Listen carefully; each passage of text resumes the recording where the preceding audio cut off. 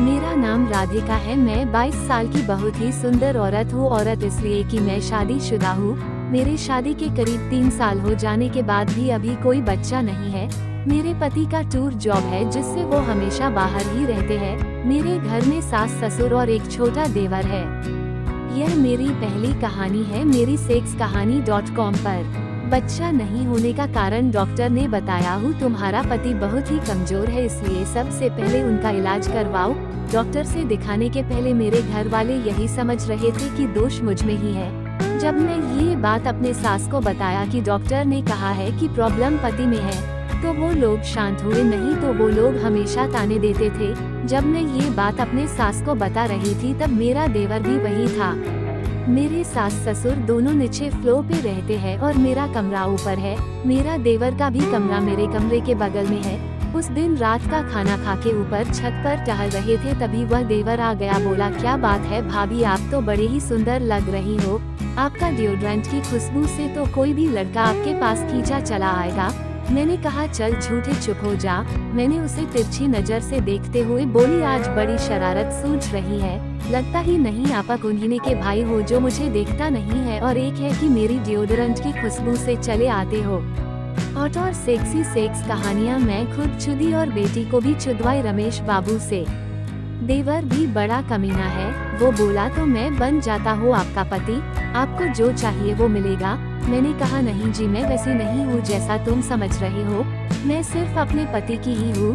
फिर हम दोनों वहीं बैठ के बात करने लगे। फिर मैंने देवर से पूछा कि देवर जी, आप बहुत मजे करते हो, हमेशा घूमने जाते हो, हिल स्टेशन पे, होटल में रहते हो, पैसा कहाँ से लाते हो? इतना सुनकर देवर मुस्कुराने लगा और बोला, मैं जिगोलो हूँ। मैं बड़े घर की औरतें को और उनके बेटियों को पैसे लेकर सेक्स करता हूँ। मैंने ये सुनकर अवाक रह गई।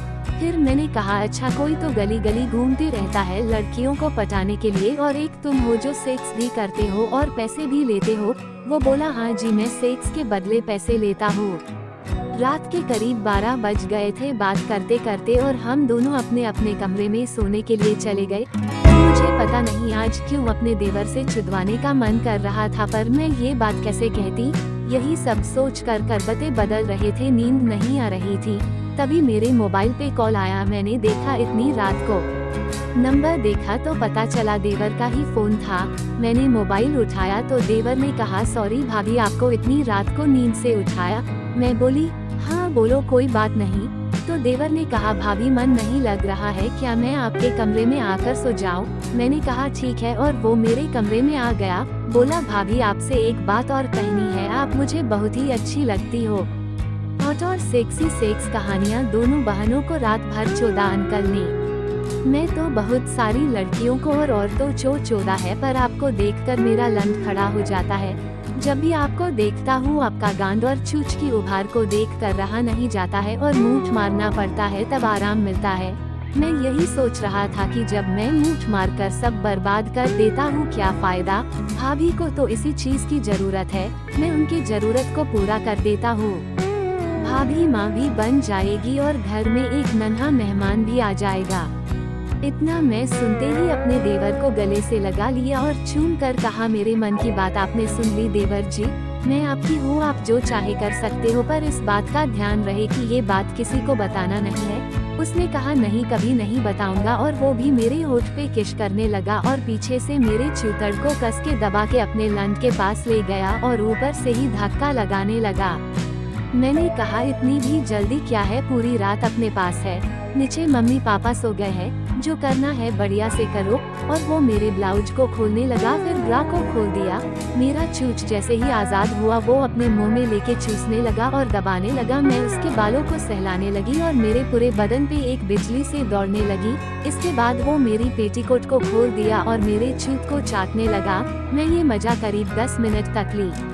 मेरा चूत पानी पानी हो गया। वो उस पानी को चाटे जा रहा था।